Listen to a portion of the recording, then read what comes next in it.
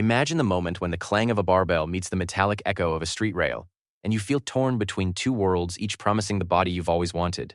I'm standing here half dressed in gym shoes, half in streetwear, and I'm asking you, calisthenics or the gym, which will actually give you the results you crave? In the next 11 minutes, we'll break down everything you need to decide. No more guesswork, just clear answers. I started my fitness journey in a crowded gym, surrounded by machines that seemed to promise instant strength. After a few months, the routine felt stale, the mirrors reflected the same muscles day after day, and I began to wonder if there was a better way. That's when I discovered calisthenics, training on park benches, railings, and open spaces. The freedom was intoxicating, but I still missed the heavy plates that let me load up for massive lifts. That tension sparked the question that drives today's showdown. Can bodyweight movements truly compete with the controlled environment of a gym, or do they each excel in different areas? Let's set the stage. Calisthenics is all about using your own body weight to build strength, mobility, and endurance, anywhere you can find a sturdy bar or a solid ground. The gym, on the other hand, gives you an arsenal of machines, dumbbells, and barbells that let you isolate muscles and add precise loads. Both have passionate followers, both have impressive results, but the key is understanding which method aligns with your goals, schedule, budget, and even your injury history. We'll dive into 4 core pillars that determine effectiveness: strength development, muscle size, functional movement, and the practical side of cost and sustainability. By the end of this segment, you'll know exactly which path fits your life and which adjustments you can make to get the most out of either approach. First up, strength development. The claim many coaches make is that bodyweight exercises force you to recruit multiple muscle groups simultaneously, creating a functional strength that transfers to everyday tasks. Look at a classic pull-up. You're not just pulling with your lats, you're engaging your biceps, forearms, scapular stabilizers, and core to keep your body rigid. Research published in a 2022 review by the American College of Sports Medicine showed that compound free weight movements generate higher neuromuscular activation compared to isolated machine exercises. That means you're lighting up more muscle fibers in a single rep, which can accelerate strength gains from movements that require coordination. The upside of calisthenics for strength is that you develop a tight core and joint stability because you can't rely on a fixed seat or pad to support you. Progressive variations like weighted dips, muscle-ups, or one-arm push-ups let you keep adding difficulty without ever needing a new piece of equipment. The downside is that there's a natural ceiling when you try to max out absolute load. If your goal is to deadlift 200 kilograms or bench press 300 pounds, you'll hit a plateau because you simply can't attach that much weight to your own body. Gym training flips that script. The ability to load a barbell with precise increments, from 5 kilograms up to massive plates, makes it straightforward to track progress and push the limits of maximal strength. Machines also give you the safety of controlled range of motion, which is ideal for beginners, or those rehabbing an injury. However, the trade-off can be a reduced emphasis on core engagement and a tendency to isolate muscles, which may not translate as well to real-world tasks like lifting a heavy box off the floor. So who benefits most from each? If you're an athlete aiming for climbing, gymnastics, or any sport that demands coordinated pulling and pushing, calisthenics gives you the functional edge. If you're chasing a personal record on the squat rack or building sheer power for a strongman competition, the gym's heavy loading wins hands down. Now let's talk about muscle size, or hypertrophy, because most people ultimately want to see those muscles grow. The traditional gym formula for hypertrophy hinges on 3 principles: mechanical tension, metabolic stress, and muscle damage. By loading a barbell with a challenging weight for 8 to 12 repetitions, you create the tension needed to stimulate growth. Machines also let you perform isolation moves like leg extensions or cable flies, targeting specific fibers that might be underworked in compound lifts. Calisthenics can achieve the same 3 principles, but it does so in a different way. Mechanical tension comes from pulling your entire body against gravity, especially when you add extra weight with a vest or a backpack. Metabolic stress is built by high-rep circuits, such as doing 20 to 30 push-ups, followed immediately by a set of pistol squats, keeping the heart rate elevated. Muscle damage is induced through eccentric overload, like slowly lowering yourself from a handstand or performing slow-tempo dips.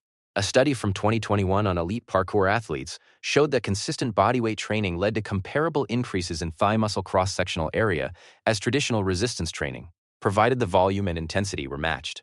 The pros for calisthenics and hypertrophy include the ability to train every muscle group using minimal equipment, which encourages balanced development and reduces the risk of overtraining a single area. It also promotes joint health because movements are usually within natural ranges of motion. On the flip side, achieving progressive overload can be trickier without a straightforward way to increase weight, and some muscle groups, like the calves, are harder to target effectively with body weight alone. The gym's advantage is the ease of loading and isolating, making it simple to sculpt lagging muscles, but it can also lead to imbalances if you neglect full-body functional work. At this point, I'm curious, which method have you tried and what results did you see? Drop your experience in the comments. I'd love to hear how you've navigated the strengths and weaknesses of each approach. Moving on to mobility and functional movement. The third pillar. Calisthenics shines here because many of its foundational moves require a full range of motion, from deep squats to overhead handstands. Practicing these movements inherently improves joint flexibility, proprioception, and balance. A recent meta-analysis from 2023 highlighted that regular bodyweight training increased hip mobility and ankle dorsiflexion more than traditional weightlifting protocols.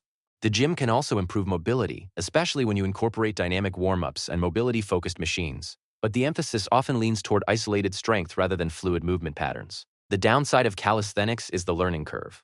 Mastering a perfect pistol squat or a strict handstand can take weeks or months, which may frustrate beginners looking for quick gains. Gyms, with their padded benches and guided machines, reduce the fear factor and let newcomers build confidence before tackling complex movements. However, relying too heavily on machines can cement patterns that don't translate to real-world activities, potentially limiting functional performance. Finally, let's talk about cost, convenience, and long-term sustainability. Calisthenics requires virtually no financial investment. A sturdy bar, a pull-up rig, or even a simple park bench can serve as your gym. This makes it an attractive option for those on a tight budget or who travel frequently. The gym, however, comes with membership fees, equipment maintenance, and often a commute, but it offers a climate-controlled environment, safety equipment, and a community of trainers who can guide your progress. Long-term adherence often hinges on personal preference. Some thrive in the social atmosphere of a fitness center, while others find freedom in training outdoors. If you're looking for a sustainable routine that fits into a busy schedule, consider the hybrid model. Use bodyweight exercises for mobility, core, and functional strength, and reserve the gym for heavy lifts and targeted hypertrophy work. This blend captures the best of both worlds and keeps training fresh. All right, we've covered the first three pillars: strength, muscle size, and mobility, and we've explored the practical side of cost and sustainability. In the next segment, we'll dive deeper into how to structure a program that leverages the strengths of each method, and we'll give you a step-by-step plan to start seeing progress right away. If this is blowing your mind, hit that subscribe button and let's keep exploring together. Now let's map out a concrete plan that blends the best of both worlds, so you can walk away with a clear roadmap instead of vague ideas. First, decide how many days you can realistically train each week. Most people find 3 to 5 sessions sustainable without burning out. If you have 3 days, you can allocate 1 day to pure bodyweight fundamentals, 1 day to heavy gym lifts, and the third to a mixed session that ties the two together. For 4 or 5 days, you can split the focus more finely, alternating push-pull leg patterns while swapping the environment each time. Start each workout with a movement-specific warm-up that mirrors the main lifts. A few minutes of dynamic stretches, shoulder circles, and light band work will prime the nervous system and protect joints. When you're in the park or at a pull-up bar, begin with scapular pull-ups, hollow holds, and ankle mobility drills. In the gym, a set of light dumbbell rows, bodyweight lunges, and foam roller work will do the trick. The core of the session should follow a simple progression model: 1 set of a skill or activation exercise, then 2 to 3 heavy sets of the primary strength movement, and finally a finisher that reinforces endurance or hypertrophy. For example, a calisthenics day could look like this: skill work on a tucked handstand hold, 3 weighted pull-up sets aiming for 6 to 8 reps, and a finisher of 3 minutes of alternating leg raises. A gym day might start with a barbell squat warm-up, 3 heavy barbell squat sets targeting 5 to 6 reps, followed by a superset of leg press and hamstring curls for 8 to 12 reps, and finish with a core circuit of planks and Russian twists. Progressive overload is the secret sauce that turns any routine into results. In the bodyweight realm, you can add weight with a dip belt, increase the range of motion, or move to a more demanding variation such as an archer pull-up. In the gym, simply loading the bar with an extra 5 kilograms each week, or adding an extra rep before increasing the weight, will keep the stimulus strong. Keep a simple log, note the exercise, the load or variation, the reps, and how you felt. Over time, you'll see patterns and you'll know when to push harder or back off. Don't forget mobility and recovery. A short stretch session after each workout focusing on the muscles you just taxed will preserve range of motion and reduce soreness. Foam rolling the lats after pull-ups or the quads after squats can speed up tissue repair. If you feel unusually fatigued, give yourself an active recovery day, a light jog, a yoga flow, or just a walk in the park. Listening to your body is as important as any program design. Now, let's talk about how to keep the motivation high. Set micro goals that are measurable and time-bound. Mastering a full pistol squat in 6 weeks, adding 10 kilograms to your deadlift in 8 weeks, or holding a handstand for 30 seconds by the end of the month. Celebrate each milestone with a quick video update or a journal entry. Sharing progress with a community, whether it's a forum, a social media group, or a training partner, creates accountability and makes the journey more enjoyable. Putting it all together, a sample week for a 4-day hybrid schedule could read like this: Monday, calisthenics push day focusing on dips, handstand variations, and core. Tuesday, calisthenics pull day centered on pull-ups, Muscle-ups and posterior chain mobility. Friday, gym upper body hypertrophy day with bench press, rows, and isolation work. Adjust the order to fit your personal schedule, but keep the alternating environments to ensure you're constantly challenging both neuromuscular patterns and muscle fibers. By now, you should have a solid picture of how to blend bodyweight mastery with the brute force of the gym, creating a balanced, flexible, and effective training system. Remember, the ultimate goal isn't to pick a side, but to use each tool where it shines brightest. If you enjoyed this deep dive and feel ready to start building your own hybrid routine, drop a comment below sharing which part excites you the most. Have you tried mixing calisthenics with heavy lifting before? What obstacles have you faced, and how did you overcome them? I love hearing your stories, and they help the whole community grow. If this guide gave you clarity, give it a thumbs up and share it with a friend who's stuck in the same decision-making loop. And don't forget to hit that subscribe button so you won't miss future breakdowns that take the guesswork out of fitness. Keep experimenting, stay consistent, and watch your body transform in ways you never thought possible. Thanks for watching, and see you in the next session.